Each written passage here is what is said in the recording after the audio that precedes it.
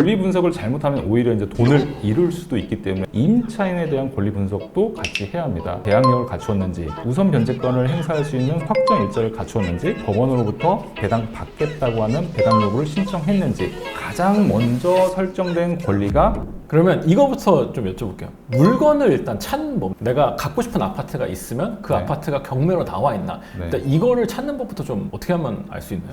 일단 법원에서 그 대법원 경매 정보 사이트가 있거든요. 대법원에서 운영하는 거. 거기에서 이제 정보를 다 공개를 하기 때문에 우리 동네에 뭐가 나왔는지는 충분히 살펴볼 수가 있습니다. 저희 회사와 같은 지지 옥션 같은 이런 사설 사이트. 이러려고 보신 건 아닌데. 사실 마음만 먹으면은 내 주변에 어떤 경매 물건이 나왔는지는 쉽게 볼 수가 있거든요. 그러면 말씀해 주신 김에 한번 그 대법원 경매정보 사이트를 한번 들어가 볼까요? 네. 여기서 내가 사고 싶은 아파트가 있으면 법원 정보 사이트에서 그 지역을 선택해서 검색을. 부동산 중에 뭐뭐가 올라와 있는지 이런 걸 좀 볼 수 있다는 거죠. 자, 그렇게 해서 물건을 찾았어요. 권리 분석이라는 게 필요하잖아요. 왜냐면 경매는 어쨌든 이걸 담보로 뭐 대출이든 뭐든 실행이 돼서, 근데 그게 지금 제대로 되찾지 않아서 그거를 돌려받기 위해서 경매라는 걸 하는 거잖아요. 그래서 가장 중요한 게 이제 권리 분석이라고 하더라고요. 맞습니다. 네. 권리 분석은 어떻게 하는 건가요? 1차적으로 이제 권리 분석을 잘못하면 오히려 이제 돈을 잃을 수도 있기 때문에 굉장히 신중하게 권리 분석을 해야 하거든요. 그 경매 물건에 나와 있는 등기부 등본을 보고 각각 설정되어 있는 권리가 어떤 의미를 갖는지는 스스로 공부를 하셔서 알아내셔야 합니다. 그리고 2차적으로는 이런 권리들이 말소되는 권리인지 말소되지 않고 나중에 내가 인수해야 하는 권리인지도 분석을 좀 해봐야 하는 거거든요. 등기부 등본에 나와 있는 권리들을 날짜 순서대로 혹은 접수번호 순서대로 쭉 나열을 합니다. 그리고 나서 가장 먼저 설정된 권리가 돈 받을 권리, 근저당권이나 가압류, 압류, 뭐 경매 개시 결정, 이런 돈 받을 권리들이 설정이 돼 있으면 그 후에 걸려있는 나머지 권리들은 다 말소가 된다라고 생각을 하시면 돼요. 그런데 돈 받을 권리보다 가장 먼저 설정된 권리가 지상권, 지역권, 뭐 전세권, 이런 부동산을 사용할 수 있는 권리가 걸려 있으면 그 권리들은 말소가 안 됩니다. 이런 거를 대략적으로는 분석을 할 줄 아셔야 하는 겁니다. 우리가 흔히 돈 받을 권리인 근저당, 압류, 가압류, 경매 개시 결정 등기, 그 다음에 배당 요구하거나 경매를 신청한 전세권 등은 다 말소되기 때문에 우리가 이런 권리들을 말소 기준 권리라고 합니다.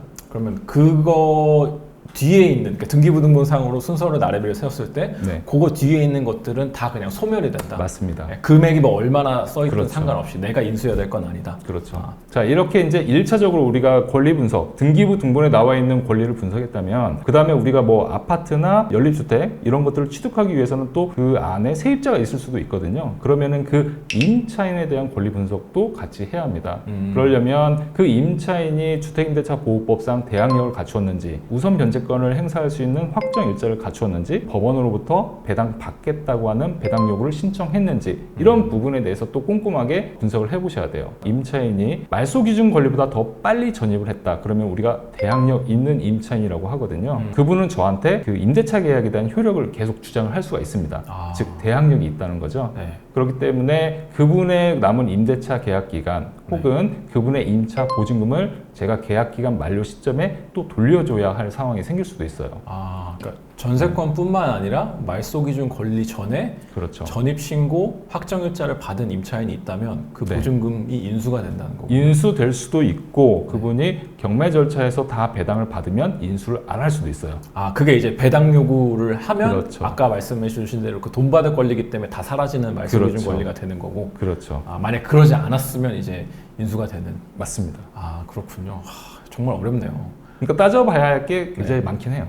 실제로 그러면 권리 분석을 하는 거를 한번 지금 좀 보여주실 수 있을까요? 그냥 사례를 가지고. 네. 서울 서대문구 홍은동 북한산 더샵 요 물건이 있어서 이제 10억 5,800만 원에 낙찰이 된 물건인데 요게 과연 권리 분석을 어떻게 해야 되는 건지, 어떻게 하셔서 낙찰을 받게 된 건지 한번 해주시겠어요? 네, 일단 뭐 저희 사이트에서는 이렇게 보기 좋게 이제 정리가 되어 있지만 여러분들이 만약에 이제 뭐 사설 다른 사이트를 이용하지 않는다면 등기부 등본을 직접 열람해가지고 이렇게 정리를 좀 하셔야 합니다. 이와 같이. 그래서 이렇게 또 정리를 했을 때 가장 먼저 설정된 게 근저당권이죠. 그 다음에 그 근저당권이 또 하나 설정이 되어 있고요. 그 다음에 2순위 근저당권자가 지금 임의 경매를 신청한 겁니다. 경매 개시 결정이 되고 나서도 국민건강보험공단에서 또 압류를 하는 그런 권리를 또 볼 수가 있죠. 근데 가장 먼저 설정이 된 게 돈 받을 권리인 근저당권이고 그 후에 다른 권리들은 다 말소가 됩니다. 그러니까 근저당보다 앞서서 어떤 다른 뭐 인수할 만한 권리가 없기 때문에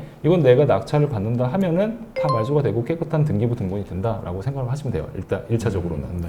그다음에 2차적으로 봤을 때 이제 임차인이 있는지 없는지를 살펴봐야 하는데 지금 임차인이 있는 걸로 조사가 됐죠. 이분의 전입 일자를 보니까 2018년 2월 7일입니다. 그런데 말소 기준 권리라고 볼 수 있는 가장 먼저 설정된 근저당 설정 날짜를 봤더니 2021년 7월 16일이죠. 그러면 이 권리보다 먼저 전입신고를 했기 때문에 1차적으로 이분은 대항력을 갖췄다라고 볼 수가 있고요. 그 다음에 이 사람이 우선 변제권을 행사할 수 있는 확정 일자가 있는지 보니까 같은 날, 전입 일자와 같은 날 확정 일자도 갖추었죠. 그 다음에 배당 요구도 정상적으로 했습니다. 돈 받겠다는 거죠. 법원으로부터.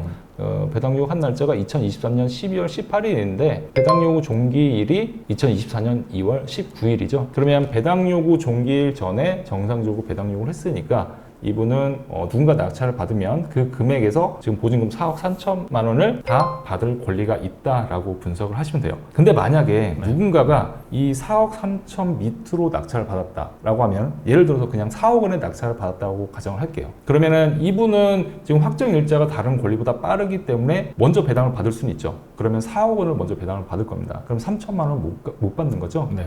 그거는 낙찰자에게 주장할 수가 있다는 거예요. 대항력이 있기 때문에. 그럼 낙찰자는 추가적으로 이 사람한테 3천만 원을 나중에 돌려줘야 하는 겁니다. 근데 지금 낙찰가를 보니까 뭐 10억 원이 넘어서 충분히 이 임차인이 4억 3천만 원을 다 배당 받을 수 있기 때문에 사실 잔금 납부하면은 이분은 그냥 4억 3천만 원 다 돌려받고 이사를 가게 되는 그런 사건으로 볼 수 있습니다.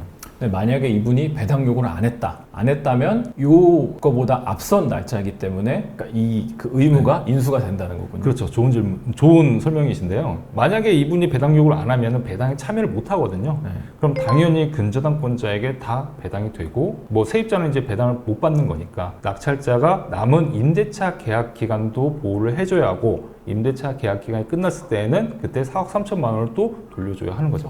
그러니까 만약에 그랬다면 요 금액의 4억 3천만 원이 사실상 얹어지게 되는 그렇죠. 그렇게 봐야 되는 거군요.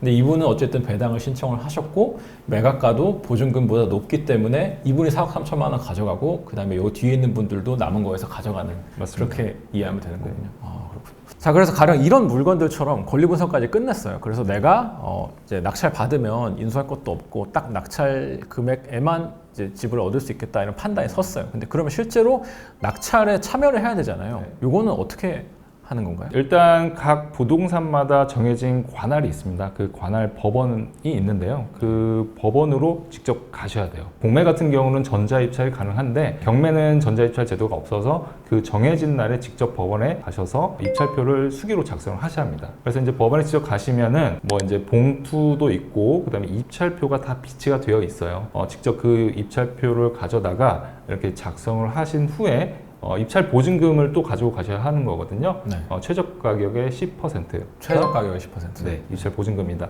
그다음에 금액을 얼마를 쓰든 그건 상관이 없어요. 입찰 보증금은 무조건 최저가의 10%.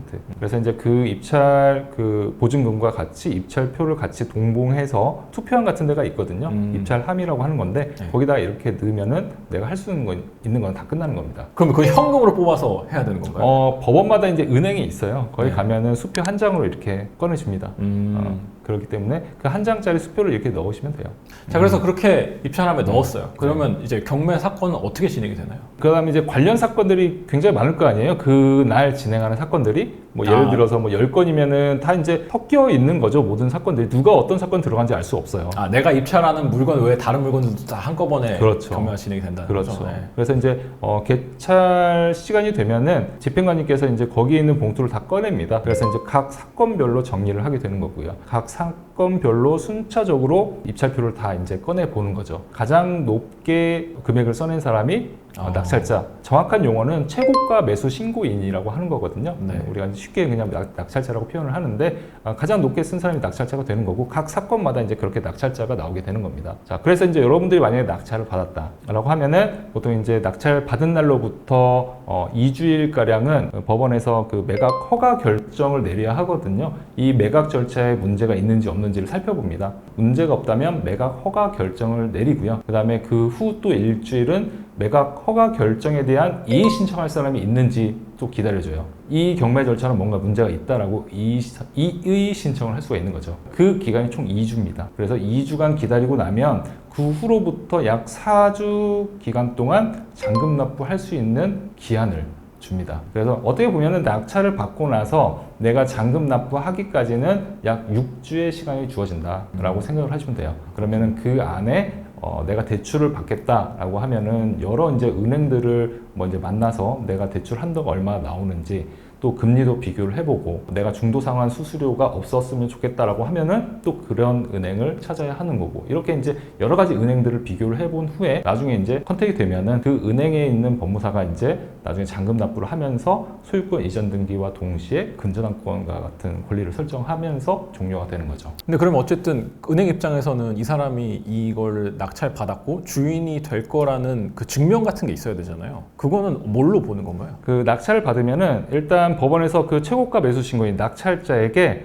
법원 보관금 영수증을 줘요. 일단 내가 입찰 보증금 냈잖아요. 그걸 가지고 이제 은행에 보여줘야 하는 거죠. 그래서 어쨌든 이렇게 대출까지 됐어요. 자금에 대한 준비까지 끝났어요. 근데 방금 저희가 살펴봤던 것처럼 뭐 임차인이 있는 경우도 있잖아요. 물론 뭐 배당 요구를 했으면 받고 나가겠지만 대항력이 없지만 살고 있는 임차인들도 그렇죠. 있을 거잖아요. 네. 그래서 이제 주로 이제 경매의 가장 그 마지막 관문이라고 얘기하는 게 명동. 살고 계신 분과 협의를 해서 이제 내가 실제로 점유할 수 있는 권리를 찾아오는 거. 요게 또 마지막 난관인데 이거를 두려워하시는 분들이 굉장히 많아요. 실제로 뭐 유튜브나 이런 데 보면 요것 때문에 막 어마어마한 갈등이 막 벌어지는 사람도 있고 사건 사고도 많은데 이런 거는 어떻게 해야 되는 건가요? 일단 경매를 기피하는 이유 중에 하나가 바로 그런 부분 때문에 또 기피하시는 분들도 굉장히 많습니다. 근데 사실 저는 너무 그렇게 많은 우려를 하지 않아도 된다라고 말씀을 드리고 싶거든요. 일단 가장 부담스러운 게 세입자가 살고 있는데 보증금을 받으면은 그나마 이제 마음이 좀 편하실 거예요. 당연하죠. 한데 보증금을 아예 돌려받지도 못하고 쫓겨나야만 하는 그런 임차인이 있거나 혹은 소유자분이 살고 계시거나 이랬을 때는 굉장히 좀 부담이 아닐 수는 없어요. 소유자가 살고 있는 경우도 있군요. 그렇죠. 어떻게 보면은 처음에 이제 찾아가면은 갈등은 생길 수밖에 없습니다. 아, 본인이 직접 찾아가요? 그럼 누가 찾아가야 돼요? 아, 그러네요. 그렇죠. 본인이 직접 찾아가야죠. 일단 낙찰자입니다 라고 하고 이제 자기를 소개하고 그다음에 연락처도 주고받고 그래야지 이제 어떤 협상이 되든 뭐가 되든 돼야 할 거 아니에요. 가서 이제 일단 처음 대면을 하면은 아무래도 감정적으로 처음에 좋지 않을 가능성이 크지만 그것도 일시적인 거거든요. 나중에 이사 비용이라고 하거든요, 우리가. 그러니까 어느 정도 이제 금전적으로 좀 약간 배려를 해줄 테니까 좀 이사를 가달라라고 하는 경우가 굉장히 많습니다.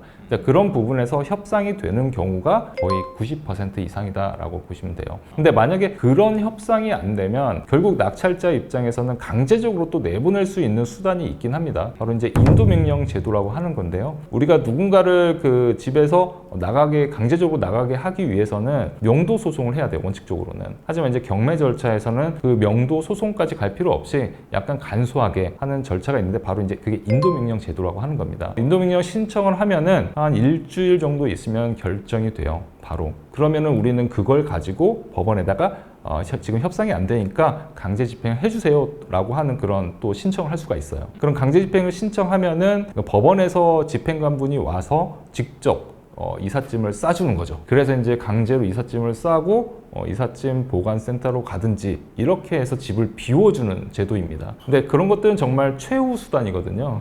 근데 그 정도 이렇게 강제 집행을 하는 것도 사실 비용이 또 들어가요. 뭐 이제 짐이 얼마나 많냐, 적냐, 평수가 얼마냐 이런 거에 따라 틀리지만 대략적으로 30평대 아파트 기준으로 한 200에서 300만 원 정도가 들어갑니다. 그 강제 집행을 하는 데 쓰는 비용. 그렇죠. 네. 그래서 이제 그런 강제 집행을 하느니 그 비용 내에서 점유자와 협상을 하게 되는 거죠. 강제 집행할 비용을 그냥 감안하고서라도 그냥 이사비를 그 정도 지급하겠다고 하고 이제 협상을 하는 게 이제 1차적인 선택지고 그렇게도 안 되면 이제 강제 집행이라는 수단을 쓰게 되는 거고요. 대부분 이렇게 이제 강제 집행까지 가는, 특히 아파트에서 강제 집행까지 가는 경우가 많지는 않아요. 사실은 그 안에서 협상이 되는 경우가 대부분이에요. 따라서 내가 낙찰을 받고 입주 직접 내가 실거주할 목적이다라고 했을 때 이사 계획을 이렇게 급하게 잡으시면 또 안 됩니다. 그런 이유 때문에. 이게 언제 협상이 될지를 모르기 때문에, 또 언제 강제 집행해서 언제 내가 들어갈지를 모르기 때문에 일단 좀 여유 있게 잡으셔야 돼요. 그래야지만이 마음이 이렇게 쫓기질 않게 되는 거니까 좀 여유 있게 잡으시고, 강제 집행이라는 최후의 수단은 있지만 대부분 가는 경우는 없다. 웬만하게 협상이 되는 경우가 더 많다라고 말씀을 드리고 싶어요. 자, 이렇게 해서 오늘 이주연 선임연구원님 모시고 경매에 대한 것들을 좀 알아봤습니다. 최근에 경매 시장의 분위기가 어떤지, 그리고 어떤 낙찰 사례들이 있는지, 그리고 권리 분석하는 법, 실제로 처음부터 끝까지 어떻게 하면 경매를 통해 내 집 마련을 할 수 있는지를 좀 알아봤습니다. 모쪼록 여러분들께 좀 유익한 정보가 됐으면 좋겠고요. 저희는 이만 인사드리도록 하겠습니다. 감사합니다.